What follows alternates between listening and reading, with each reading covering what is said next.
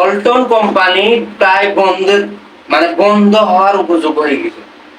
আপনারা বিশ্বাস করলে দর্শকরা বিশ্বাস করবেন না, ওয়ালটন ফ্রিজ বয়কট। ওয়ালটন আমাদের বাংলাদেশি কোম্পানি বয়কট, বাংলাদেশের কোম্পানি বয়কট, আর আমরা ওয়ালটন ফ্রিজ চালাবো না, ওয়ালটন কোনো পণ্য চালাবো না। কারণ তারা সমকামিতা সাহায্য করে, সমকামিতা হওয়ার সাহায্য করে।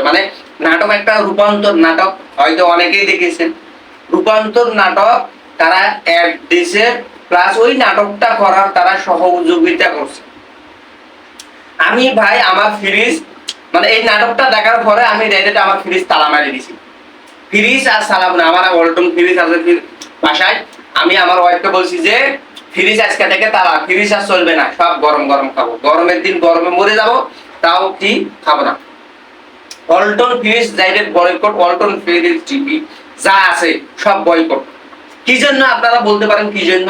এই যে ভিডিওটা দেখতেছেন, এই নাটকটা যে দেখতেছেন, এই নাটকটা করার সহযোগিতা করেছে ওয়ালটন কর্তৃপক্ষ।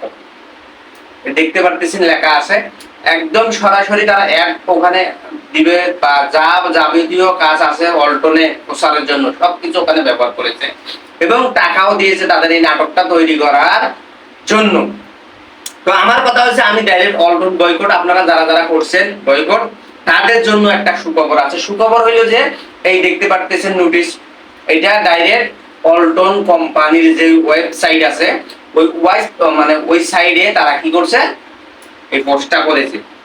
তারা বলেছে ভাই, তারা বলেছেন যে আমরা এর জন্য অনেক দুঃখ প্রকাশ করতেছি। আমরা বুঝতে পারে নাই তারা যে বাংলাদেশের মানুষ এখনো ইসলাম বিরোধী নয়, এখানে এখনো ইসলাম মুসলমান মরে যায় নাই।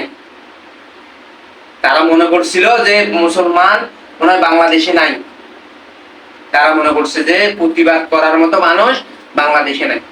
এই যে আমি প্রতিবাদ করেছি, আপনি প্রতিবাদ করেছেন, আরেকজন প্রতিবাদ করেছে, এই প্রতিদানের ফল আমরা পাইতেছি। ডাইরেক্ট ওয়ালটন ঘোষণা করে দিয়েছে যে এই নাটকের নাটককে যে জিনিসগুলো আমরা করেছি তার জন্য আমরা ক্ষমা চাইতেছি, সঙ্গে সঙ্গে আমরা কি এই জিনিসটা উঠিয়ে নিতেছি।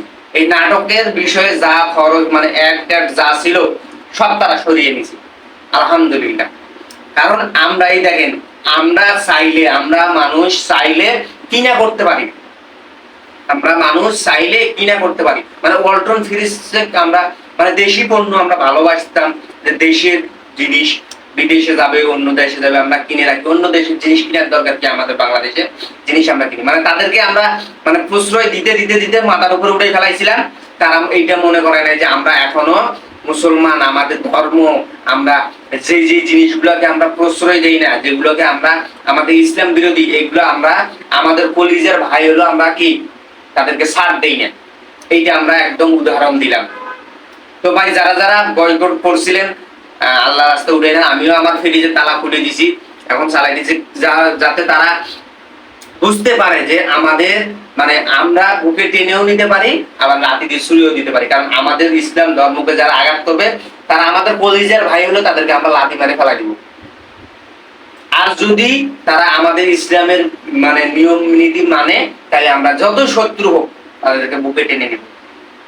তো যারা যারা বয়কট করছিলেন তারা উঠিয়ে না, তারা ক্ষমা চাইছে, তাদের ওয়েবসাইটে এসে ক্ষমা চাইছে যে ভাই আমরা এরকম করছি, আমরা এটা আমাদের করা উচিত হয় নাই, আমাদের ভুল হয়ে গেছে, আমাদের ক্ষমা করে দেন, এরকম একটা তারা কি স্ট্যাটাস দিছে।